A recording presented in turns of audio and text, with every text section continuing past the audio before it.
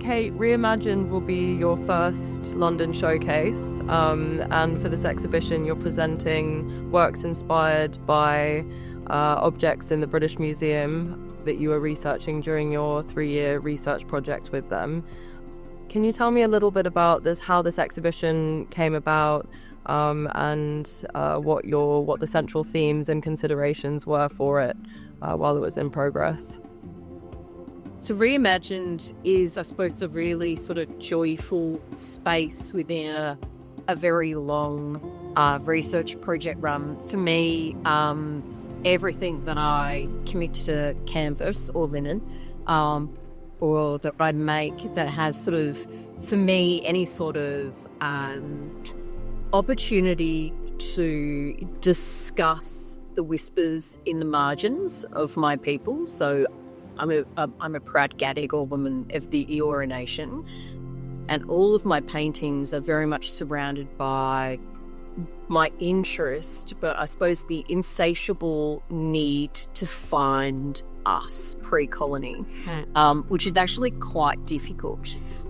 Sydney, as ground zero for colonisation, has a huge amount of artefacts, as they're called by museums, but I call them treasures.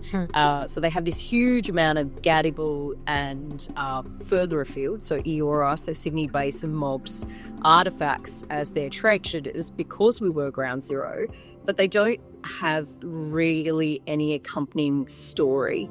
They're for me, they're very beautiful, and I understand the story, or some of it, but they're very one-dimensional in that instance, because there isn't a huge amount for us left of that storytelling of that 235 years between, the dawn of the colony and today.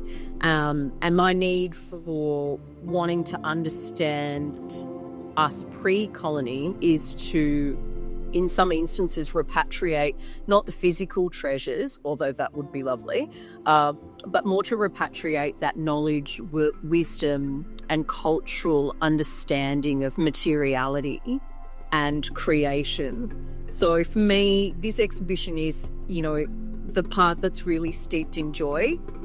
It's not the part that's, been sat in libraries all around the world or in museums all around the world reading really horrible reports or Senate inquiries or, protection of the Aborigines Acts from the early 1800s. Those things have informed my need to do these works and to understand this materiality and this craftsmanship.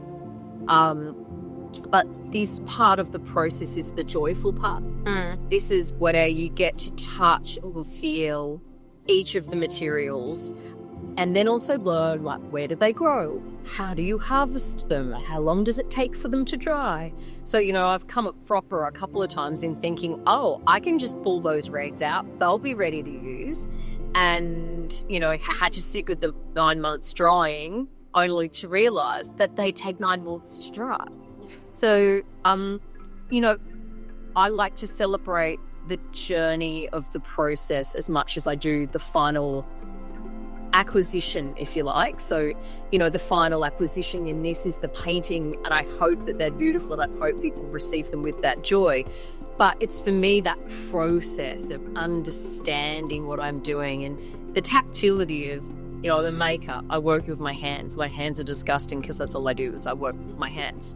And getting that to a place where I can articulate it better in the work than I can with my words.